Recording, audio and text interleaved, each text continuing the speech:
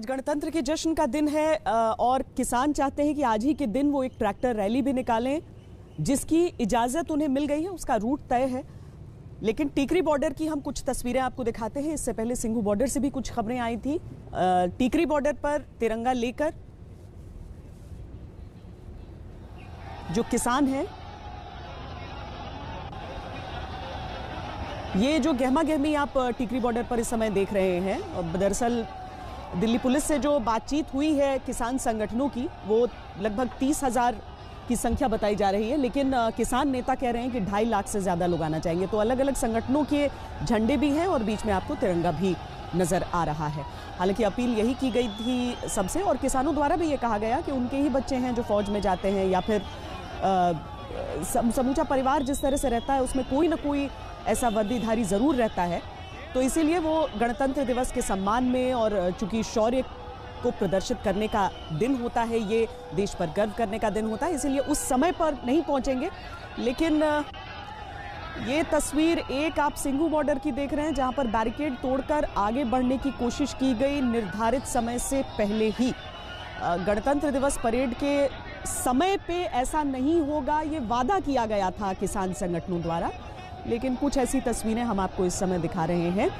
हाथों में तिरंगा तो है, लेकिन बैरिकेड तोड़ने की कोशिश भी वहां पर नजर आ रही है। और यही महत्वपूर्ण बात है कि तिरंगा केवल हाथों में नहीं, तिरंगा दिल में होना चाहिए।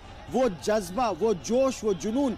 जब किसान ये कहते हैं, या जो आंदोलनकारी हैं वो ये कहते हैं कि उनके परिवारों में भी सिपाही हैं, तो ये जानने की आवश्यकता है कि परिवार में जो सिपाही है वो अनुशासन में रहता है, उसके लिए राष्ट्रहित सर्वोपरि होता है। और वही आज सभी भारतवासियों को दिखाने की आवश्यकता है, क्योंकि विश्व की नजरें इस समय भारत पर टिकी हैं।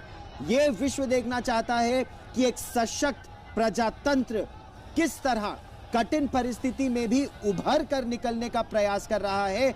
चुनौतियां बड़ी हैं, चुनौतियां वास्तविक नियंत्रण रेखा पर हैं, चुनौतियां नियंत्रण रेखा पर है, चुनौतियां आंतरिक हैं, चुनौतियां आर्थिक हैं, चुनौती महामारी की भी है, और चुनौती इस समय आप अपने टेलीविजन स्क्रीन पर देख रहे हैं। हमारे सहयोगी हिमांशु मिश्रा इस समय हमारे साथ जुड़ रहे हैं।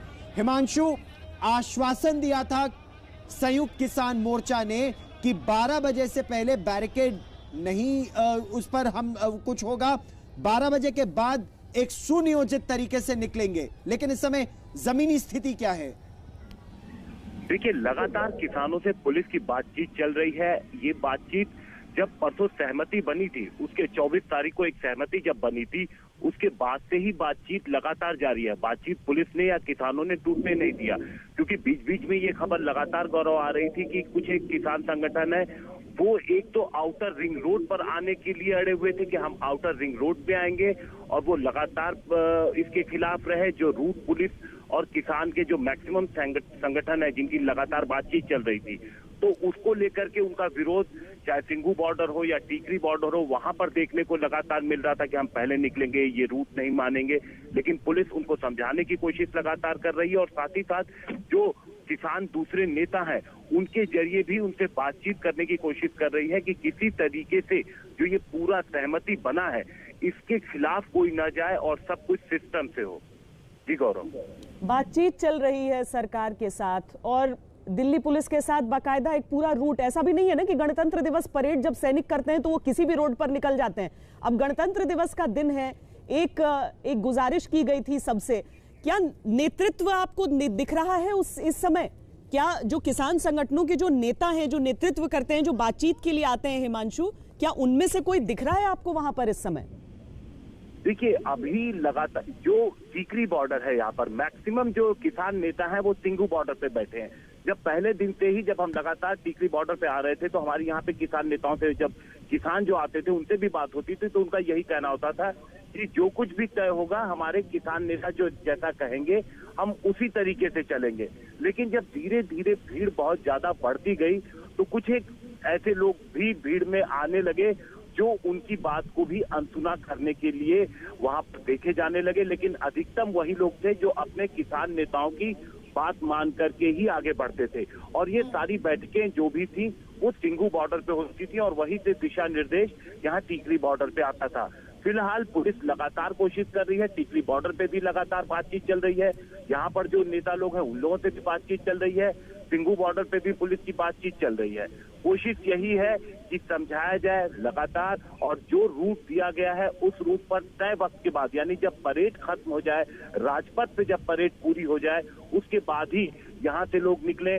बैरिकेड्स बहुत हैवी लगाए गए थे, पुलिस ने उसको हटाने के लिए पहले ही कह दिया था कि रूट दिया जाएगा, रूट के हिसाब से ही सबको जाएगा, वो रूट पूरा शेयर कर दिया गया है।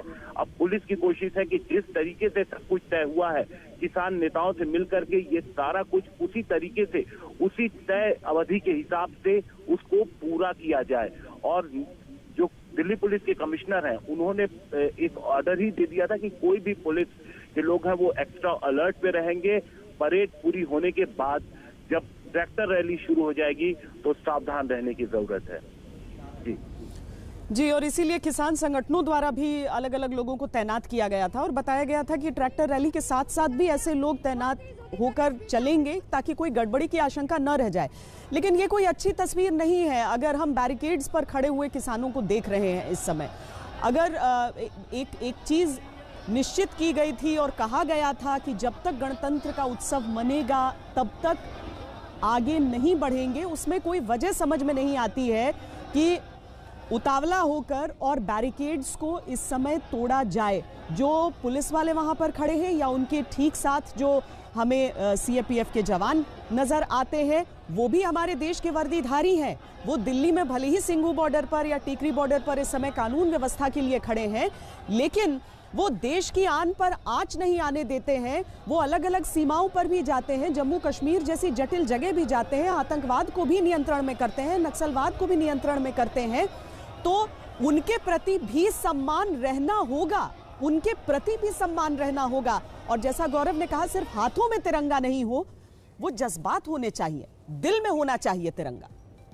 यही भावना हर भारतवासी में होनी चाहिए, क्योंकि इस समय पूरा विश्व भारत को देख रहा है, भारत किस तरह से चुनौतियों से निपटता है। और अगर हम सभी का प्रयास है कि भारत हर मायने में विश्व गुरु बने, तो मिसाल हर।